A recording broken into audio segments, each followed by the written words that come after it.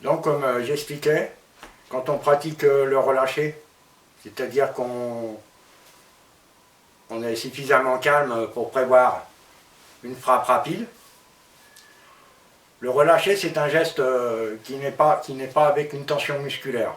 Donc ça s'acquiert avec le calme, on va le chercher dans le tai chi, on va, comme j'ai dit au départ, mais dans beaucoup d'autres disciplines aussi.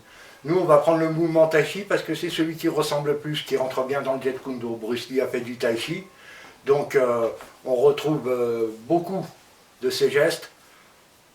On va intégrer des courbes avec les mains, on a commencé à voir.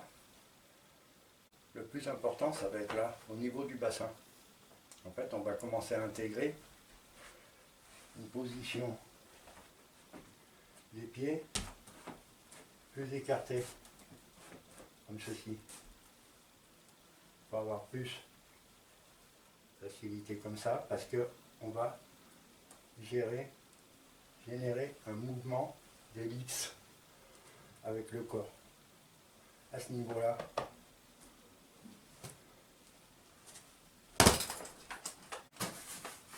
c'est d'ici que va partir l'énergie. Vous voyez.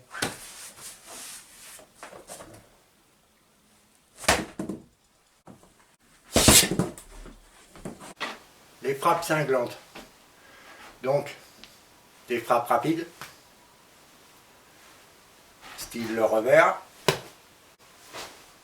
On se concentre sur la cible. On évalue la distance, on se concentre sur la cible. On ne regarde pas vraiment l'adversaire, on regarde un ensemble, une forme qui bouge. Si on se concentre sur un seul bras, sur une seule jambe, ça ne suffit pas. Il faut un ensemble. Dès qu'il va s'avancer, tout de suite on va ressentir ce qu'il faut faire. On doit tout de suite ressentir. Ces coups de poing, ce ne sont pas les coups de poing classiques qu'on apprend tout de suite, mais certains oui. On va commencer à les aborder. Là, on va en approfondir un ou deux, particulièrement le revers, dans ce sens.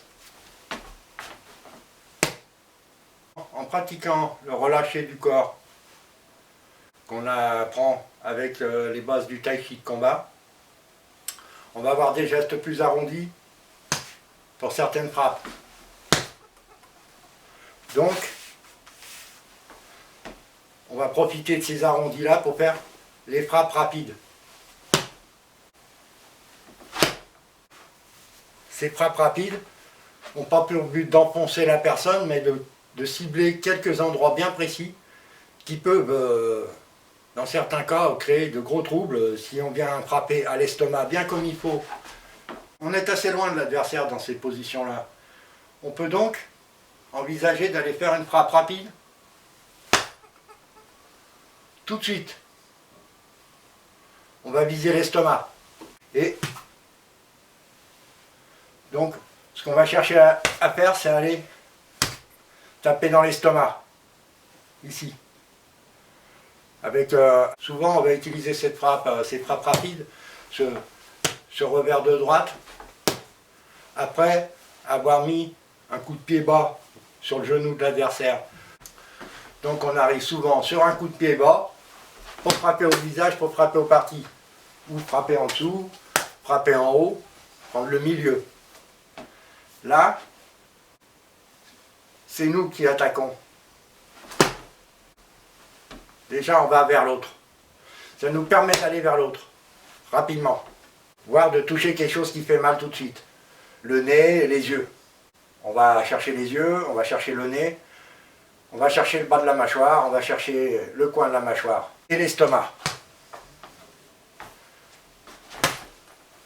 Avec le relâché, on l'a dit, la main vient se placer.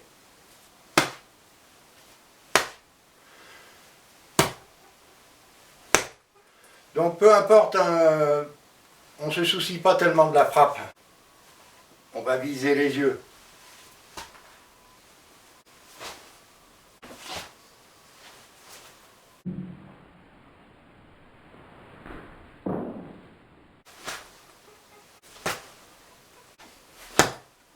Donc, on garde le même geste, mais on va aux yeux.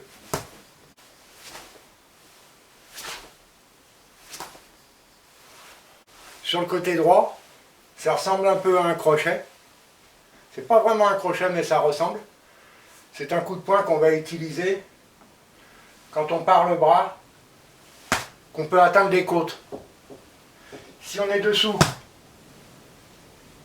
voyez, on va se retrouver dessous, on part le bras, on tape dans les côtes. Si on descend, on frappe au visage. Si on est en dessous, on frappe aux côtes. C'est-à-dire dans les côtes. Ces frappes-là, elles ne sont pas lourdes, elles n'ont pas de poussée. Elles sont de loin et on va vite. Très bon complément avec le coup de pied bas au genou. Au Jeet Kune Do, on va commencer bien sûr par se défendre par la première distance, c'est-à-dire le coup de pied au genou. Mais tout de suite, ce petit geste nous permet d'aller très vite au visage ou ailleurs. Après, on peut se concentrer sur uniquement les mains, comme une frappe ciblée si vous voulez. On va faire un peu comme une frappe ciblée, en la faisant un peu éclair. Là, le but est de faire un coup qui va piquer. Nous, on va utiliser notre poing un peu différemment qu'un poing contracté, prêt à taper. Nous, on va donner un effet, je tape comme sur une enclume.